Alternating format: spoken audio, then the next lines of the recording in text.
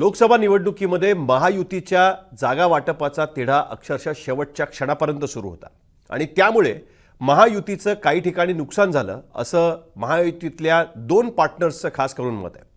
सगळ्यात जास्त हे म्हणणं ठामपणे एकनाथ शिंदेंच्या शिवसेनेने मांडलेलं आहे। त्यांचं म्हणणं आहे की काही ठिकाणी जो जागा वाटपात घोळ झाला किंवा शेवटपर्यंत ताणून धरलं गेलं त्यामुळे काही ठिकाणी उमेदवार डिक्लेअर करायला वेळ लागला आणि त्याचा फटका बसला आणि म्हणून विधानसभेला याची खबरदारी घेतली पाहिजे आणि त्या पद्धतीने लवकरात लवकर जागा वाटप झालं पाहिजे। आणि म्हणूनच जेव्हा भारतीय जनता पार्टीचे वरिष्ठ नेते गृहमंत्री अमित शाह ज्यावेळेस मुंबईत होते त्यावेळेस या संदर्भातली एक राऊंड ही त्यांच्यासमोरही झाली असं म्हटलं जातं। बातमी अशी आलेली आहे की या बैठकीमध्ये भारतीय जनता पार्टीने 160 जागा मागितलेल्या आहेत। राष्ट्रीय स्वयंसेवक संघाचं सुद्धा म्हणणं आहे की जर भारतीय जनता पार्टीला 100 पेक्षा जास्त जागा निवडून आणायच्या असतील तर कमीत कमी 160 जागा त्यांना लढवणं आवश्यक आहे। दुसरीकडे शरद पवारांच्याकडनं फुटून राष्ट्रवादी पक्ष ताब्यात घेतल्यानंतर सुद्धा अवघी एक लोकसभेची जागा जिंकणाऱ्या अजित पवारांना असं वाटतंय की कमीत कमी 60 ते 70 जागा त्यांनी लढवल्या तर ते किंग मेकर म्हणून राहू शकतात आणि टार्गेटेड लढाईचा फक्त फायदा होईल, फापट पसारा नको। त्यामुळे त्यांचंही म्हणणं आहे 60 ते 70 पर्यंत त्यांना जागा हव्यात। पण सगळ्यात मोठा दावा हा एकनाथ शिंदेंच्या शिवसेनेने ठेवला आहे।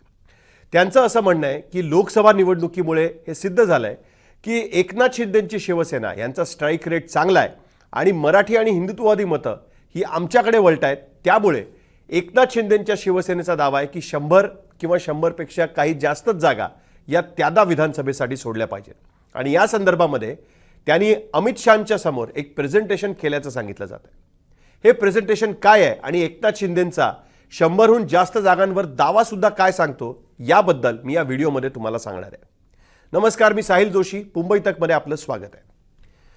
सगळ्यांना माहिती आहे की एकनाथ शिंदेंनी 15 जागा लढवल्या आणि त्यापैकी 7 जागा एकनाथ शिंदेंच्या शिवसेनेने जिंकल्या। इंटरेस्टिंग गोष्ट अशी आहे की या 7ही जागा एकनाथ शिंदे यांनी उद्धव ठाकरे यांच्या शिवसेनेच्या विरोधात लढवून म्हणजे शिवसेना UBTच्या विरोधात लढवून त्यांनी जिंकलेल्या आहेत। या सर्व जागांवरती एकनाथ शिंदेंचा पहिल्यापासून दावा होता। यातल्या काही जागा खास करून मुंबई उत्तर पश्चिमची जागा अगदी शेवटच्या क्षणी एकनाथ शिंदेंच्या झोळीत पडली, पण त्या ठिकाणी योग्य उमेदवार एकनाथ शिंदेंना सापडत नव्हता। तोही शेवटी उद्धव ठाकरेंचे जवळचे शिलेदार मानल्या जाणाऱ्या रवींद्र वायकर यांना बरोबर घेऊन त्यांनी त्या ठिकाणी निवडणूक लढवली आणि अवघ्या 48 मताने त्या ठिकाणी एकनाथ शिंदेंचा उमेदवार जिंकला। पण एकनाथ शिंदेंचा दावा त्यामुळे असा आहे की ज्या ठिकाणी उद्धव ठाकरेंबरोबर त्यांना लढाई करायची आहे त्या ठिकाणी एकनाथ शिंदेच जास्त चांगल्या पद्धतीने ती लढत देऊ शकतात आणि उद्धव ठाकरेंच्या तुलनेत सेना वर्सेस सेना लढाईमध्ये त्यांची ताकद आणि त्यांचा स्ट्राईक रेट हा जास्त चांगला आहे। कारण आपण साधारण या जागांवरती नजर टाकली तर आपल्याला लक्षात येईल की उद्धव ठाकरे यांना एकनाथ शिंदेंच्या विरोधात लढवून 6 जागा जिंकता आल्या आहेत। या उलट एकनाथ शिंदेंनी मात्र 7 जागांवरती विजय मिळवलेला आहे। हे कसं झालं आणि एकनाथ शिंदेंचा हा दावा काय नक्की सांगतो याबद्दल आपण बोलूया। तर एकनाथ शिंदेंनी गणित असं मांडलेलं आहे की युनायटेड शिवसेनेची म्हणजे शिवसेना जेव्हा एकत्र होती त्यावेळेस शिवसेनेची जी 19% मतं होती त्यापैकी बहुतांश मतं ही एकनाथ शिंदेंनी स्वतःकडे वळवलेली आहे। तुम्ही म्हणाल लोकसभा निवडणुकीमध्ये उद्धव ठाकरेंच्या शिवसेनेने 21 जागा लढवल्या आणि त्यांना साधारणतः 16-16.5% वोट शेअर त्याच्यामध्ये मिळालेला आहे, मतांची टक्केवारी त्यांना मिळालेली आहे। या उलट एकनाथ शिंदेंनी 15 जागा लढवल्या आणि त्यांना मात्र साधारणतः 11 ते 12% वोट शेअर त्यांनाही मिळालेला आहे। 4.5%चा गॅप त्याच्यामध्ये आहे। अशा परिस्थितीमध्ये एकनाथ शिंदे हा दावा कसा करू शकतात? त्याचबरोबर उद्धव ठाकरे यांना 9 लोकसभेच्या जागा जिंकता आलेल्या आहेत। या उलट एकनाथ शिंदेंनी मात्र 7च जागा लोकसभेच्या जिंकलेल्या आहेत। इंटरेस्टिंग गोष्ट अशी आहे की यातल्या मॅक्झिमम जागा एकनाथ शिंदेंनी जवळपास सगळ्याच जागा या उद्धव ठाकरेंच्या विरोधात लढूनच जिंकलेल्या आहेत। पण उद्धव ठाकरेंनी मात्र यातल्या काही जागा या भारतीय जनता पार्टीच्या विरोधात लढूनही जिंकलेल्या आहेत। त्याच्यामुळे ही लढाई त्या बाबतीमध्ये अत्यंत इंटरेस्टिंग होऊन जाते।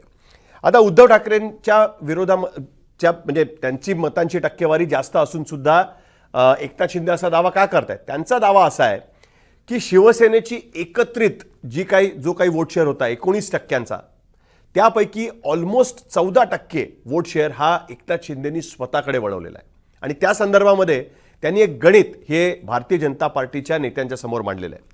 उदाहरणतः आपण जर बघितलं तर मुंबई नॉर्थ वेस्ट, ज्याचा मी मगाशी उल्लेख केला की रवींद्र वायकर हे त्या ठिकाणी निवडणुकीला उतरलेले होते आणि त्यांच्या विरोधामध्ये गजानन कीर्तीकर यांचे पुत्र अमोल कीर्तीकर हे निवडणूक लढवत होते.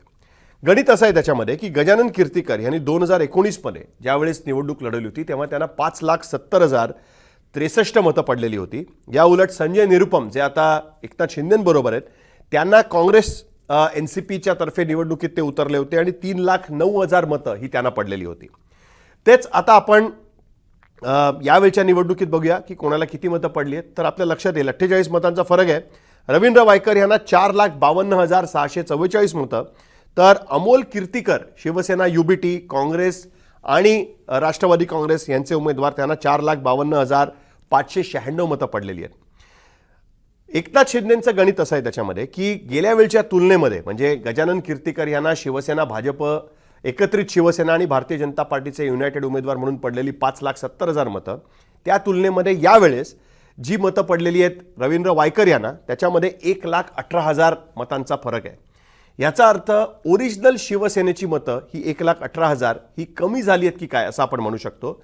आणि दुसऱ्या बाजूला संजय निरुपम यांना काँग्रेसची म्हणून जी 3,09,000 मतं पडली होती ती वाढून 4,52,000 पर्यंत पोहोचली आहेत. म्हणजे त्या मतांमधला जी वाढ झालेली आहे ती 1,43,000 मतांची वाढ त्यांच्यामध्ये झालेली आहे.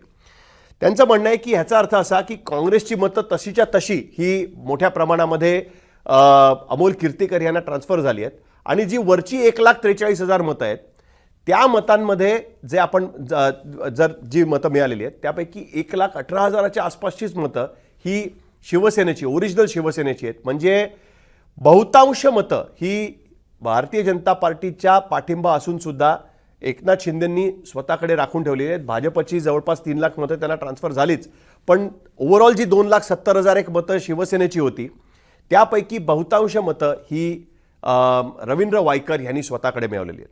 याच मतदारसंघामध्ये जर आपण बघितलं तर विधानसभा क्षेत्रवाईज आपण गेलो तर त्याच्यामध्ये जो शिवसेना UBTचा मतदारसंघ होता, ज्या मतदारसंघामधनं रमेश लटके यांच्या पत्नी निवडून आलेल्या होत्या, त्या मतदारसंघामध्ये रवींद्र वायकर यांनी लीड घेतला आहे. त्याचबरोबर दिंडोशी मतदारसंघ जिथे सुनील प्रभू हे तिकडचे आमदार आहेत शिवसेना UBTचे, तिथे विधानसभेच्या तुलनेमध्ये लीड कमी झालेला बघायला मिळतोय. रवींद्र वायकर यांच्या मतदारसंघात मात्र 11,000चा लीड हा त्यांना मिळालेला आपल्याला बघायला मिळतोय अमोल कीर्तीकर यांना म्हणजे शिवसेना UBTला. या कॅल्क्युलेशननुसार जर बघितलं तर त्यांचं म्हणणं आहे की याचा अर्थ असा की बहुतांश शिवसेनेची मतं आमच्याकडे ट्रान्सफर झाली आहेत. त्याच्यामुळे ज्या ज्या ठिकाणी शिवसेना म्हणून लढत होईल, शिवसेना वर्सेस शिवसेना लढत होईल, त्या ठिकाणी भारतीय जनता पार्टीपेक्षा जास्त चांगली लढत ही शिवसेना एकनाथ शिंदे देऊ शकतात. शिवसेनेने गेल्या निवडणुकीमध्ये विधानसभा निवडणुकीमध्ये 125 जागांवरती विधानसभेची निवडणूक लढवलेली होती. त्यामुळे शिवसेनेचा याही वेळेस ऑलमोस्ट 100 जागांवरती दावा असणार आहे.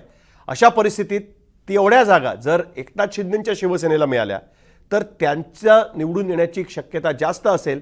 कारण ज्या पद्धतीने मी मुंबई नॉर्थ वेस्टचं उदाहरण तुमच्यासमोर ठेवलं त्याच पद्धतीने औरंगाबाद लोकसभा मतदारसंघाचं पण उदाहरण त्यांनी त्याच्यामध्ये ठेवलेलं आहे. कारण त्या ठिकाणी शिवसेनेचे उमेदवार चंद्रकांत खैरे 3 नंबरला निघून गेलेले होते.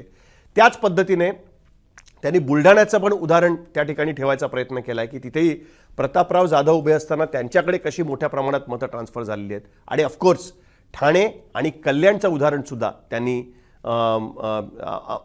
अमित शहा यांच्यासमोर ठेवायचा प्रयत्न केला आहे.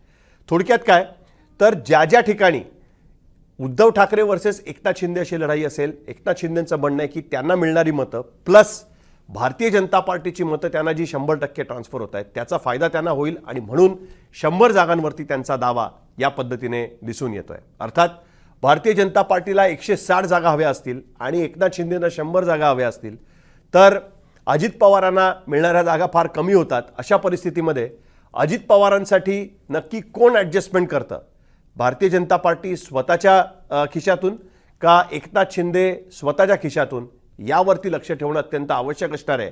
आणि महायुतीच्या सीट डिस्ट्रीब्युशनचा फॉर्म्युला योग्य पद्धतीने जमिनीवर उतरतो की नाही उतरत हे ठरवण्यासाठी सुद्धा हेच गणित शेवटी महत्त्वाचं ठरेल याबद्दल अजिबातच शंका नाही. हा व्हिडिओ तुम्हाला कसा वाटला हे तुम्ही कमेंट बॉक्समध्ये लिहून टाकू शकता. आणि मुंबई तकचं यूट्यूब चॅनल तुम्ही सबस्क्राईब केलं नसेल तर सबस्क्राईब करा बेल आयकॉनवर क्लिक केलं तर आमचे अपडेट्स मिळू शकतात. बघत रहा मुंबई तक.